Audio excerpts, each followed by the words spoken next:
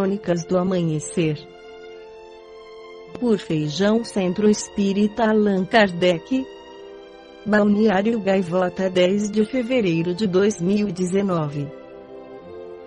A nova moda contra o estresse que vem do Japão. Uma nova tendência procedente do Japão é um retorno ao paraíso da história bíblica. Como Adão e Eva foram expulsos do Jardim do Éden, desde as revoluções agrária e industrial o homem foi expulso de seu lar natural, e está pagando um preço alto por isso. Apesar de estarmos há alguns séculos amontoados em cidades, é um tempo muito curto em comparação com as dezenas de milhares de anos em que a nossa espécie viveu na floresta.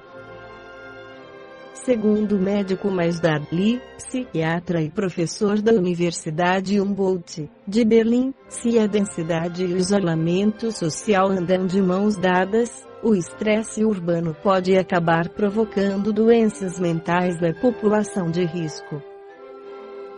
Isso explicaria por que, segundo as estatísticas, na cidade a possibilidade de sofrer de depressão é 40% maior do que no campo, e a probabilidade de desenvolver esquizofrenia é o dobro. Uma hipótese de por que isso acontece é que os superestímulos da cidade alteram a segregação da dopamina no nosso corpo. Um remédio contra isso se chama Shinrin-yoku. Essa expressão foi usada pela primeira vez em 1982, um neologismo também em japonês, traduzido como banho de floresta, em alusão ao urbanista que mergulha na natureza para desfrutar de seus benefícios. Foi empregado pela agência florestal japonesa após resultados muito positivos de vários estudos sobre os efeitos curativos de ir para a floresta, mesmo que apenas uma vez por semana. Desde então, muitas universidades japonesas continuaram a pesquisar os benefícios do Shinrin-yoku com milhares de voluntários, até que este ano se tornou uma tendência mundial. Há vários livros sobre o assunto no mercado. Segundo os especialistas, basta uma saída por semana para obter pelos demais dias os seguintes benefícios: redução do estresse e da ansiedade, diminuição do ritmo cardíaco e da pressão arterial, relaxamento muscular, redução dos pensamentos recorrentes, reforço do sistema imunológico. Como é possível que um simples passeio pela natureza consiga aumentar as nossas defesas? A resposta já havia sido encontrada em 1928 pelo biólogo russo Boris P. Tokin, quando conseguiu isolar em laboratório as substâncias liberadas pelas plantas para se defenderem de fungos e bactérias e repelir predadores potenciais. Tecnicamente são venenos, mas o reino vegetal os expele em uma dose tão baixa para os seres humanos que consegue o chamado efeito da dose hormética. Como vacinas, nos protegem contra as doenças. Um estudo realizado pelo Departamento de Saúde e Higiene Pública da Faculdade de Medicina do Japão demonstrou que os níveis de células NK natural killers, que combatem o câncer, são mais elevados em pessoas que praticam os banhos de floresta do que naquelas que não saem da cidade. Os pesquisadores chegaram a essa conclusão depois de medir os níveis de células NK em um grupo de estudo antes e depois de as pessoas terem passado 3 dias nas montanhas de Nagano. Após seu retorno, o número dessas células tinha aumentado notavelmente.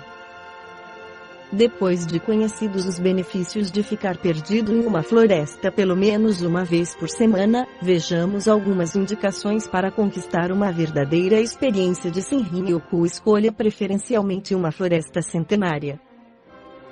Especialistas consideram que elas têm mais riqueza em fitobióticos e outras substâncias benéficas do que os arvoredos mais jovens.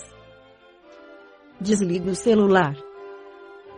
Faz pouco sentido tomar um banho floresta se você estiver ligado no telefone e nas redes sociais. E mesmo que não haja nenhuma cobertura, também não é relaxante parar a cada 2 a 3 minutos para tirar fotos com o smartphone. Esvazie a mente para preenchê-la com a floresta. Além de encher os pulmões com ar puro e imunizar-se com os fitobióticos, a meta é deixar para trás todos os problemas e preocupações. Ande sem rumo fixo. Querer seguir um caminho predeterminado em um período específico de tempo transforma a experiência em uma obrigação estressante. Permita que os seus pés ditem a rota, fazendo todas as pausas que seu corpo pedir. O Shinryoku nos dá a oportunidade de recuperar o paraíso perdido, que inclui a nossa saúde, já que, como afirmava Tony Muir, pioneiro dos parques nacionais nos Estados Unidos, ir para a natureza é voltar para casa. No livro Conflitos Existenciais, o espírito Joana de Ângeles, pela psicografia de Divaldo Pereira Franco, esclarece que a crença na vida futura, por consequência, na imortalidade do espírito e na sua destinação gloriosa, constitui a mais adequada autoterapia preventiva em relação ao estresse, bem como para a sua superação. Isto porque, ultrapassando os limites imediatistas da existência orgânica, essa convicção dilata a perspectiva de felicidade, demonstrando que, não sendo conseguida de imediato, sei-lo-á, sem dúvida, um passo à frente, em razão da dilatação do tempo e da realidade no mais além, facultando realizações contínuas, ricas de experiências negativas e positivas que definem o rumo da plenitude. Mediante essa atitude mental e emocional surge alegria, em face de demonstrar que a dificuldade de hoje é o prelúdio da conquista de amanhã, qual ocorre com a flor que se estiola para libertar o fruto e semente que nela jazem adormecidos. Ao invés de uma existência linear, que se inicia no berço e termina no túmulo, essa decorre da vida em si mesma, que é persistente e sobrevivente à disjunção molecular, resultando em aprendizagem contínua, na qual sucedem-se êxitos e aparentes fracassos que culminam em conquistas insuperáveis. Ninguém consegue atingir qualquer meta que delineie sem passar por acertos e erros, elegendo os processos favoráveis e eliminando aqueles equivocados, sem desanimar, insistindo até a realização dos seus objetivos. Desse modo, a fé no futuro acalma as aflições momentâneas sem o apoio do conformismo doentio, porém, proporcionando a coragem para vencer os impositivos perturbadores da atualidade. Essa postura impede a instalação da ansiedade, inconsiderando-se a grandiosidade do tempo sem o imediatismo da ilusão. Ao mesmo tempo, enseja uma planificação de largo porte, sem os incômodos da angústia ou da precipitação. As tensões, nada obstante, apresentam-se inevitáveis, em razão do curso dos acontecimentos que não pode ser detido. Superada uma ocorrência, logo outra acerca-se, isto quando não se atropelam na velocidade dos fenômenos humanos. A maneira, porém, como são analisadas para serem aceitas, respondem pela emoção com que são enfrentadas. Quando o indivíduo se educa na compreensão dos deveres que abraça, deduz de imediato quantos esforços devem ser envidados, a fim de que se consumem com eficiência os resultados em pauta. Programa, então, como enfrentar cada fase, a forma de executar cada tarefa, evitando-se a fadiga excessiva, o desgaste emocional, a irritabilidade que decorrem normalmente, da indisciplina e da rebeldia no trato e na convivência com as demais pessoas, com os deveres assumidos. Quando ocorrem situações estressantes que são normais, de imediato cabe-lhe a renovação de ideias, a mudança de realização, a busca do refúgio na prece renovadora, que robustece de energias psíquicas emocionais, vitalizando os sistemas físico e psicológico, momentaneamente afetados.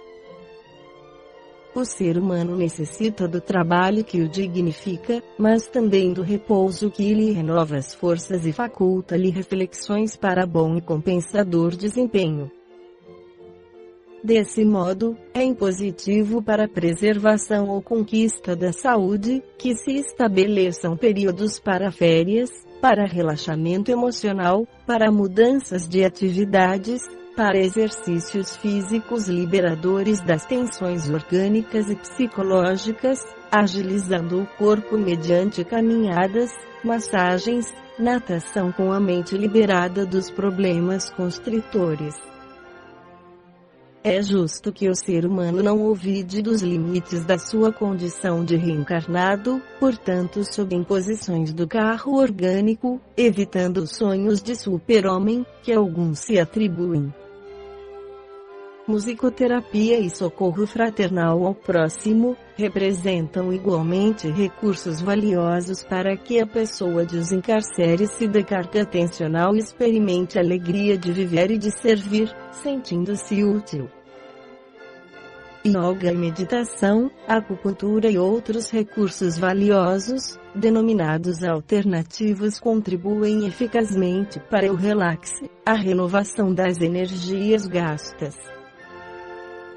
Sempre quando alguém se oferece ao bem, ei-lo tocado pelos eflúvios da saúde e da harmonia, autorrealizando-se e aos demais ajudando. A busca da beleza, sob qualquer aspecto considerada, contribui para o retorno ao bem-estar, superando o estresse e a inquietação. Apesar desses recursos, se o paciente permanecer em transtorno por estresse, não deve adiar a assistência do psicoterapeuta, a fim de evitar a instalação de problemas neuróticos mais graves. Esforçar-se por viver com alegria em qualquer conjuntura é terapia preventiva e libertadora para os males do estresse. Esta foi a crônica do amanhecer de 10 de fevereiro de 2019, por Feijão Centro Espírita Allan Kardec.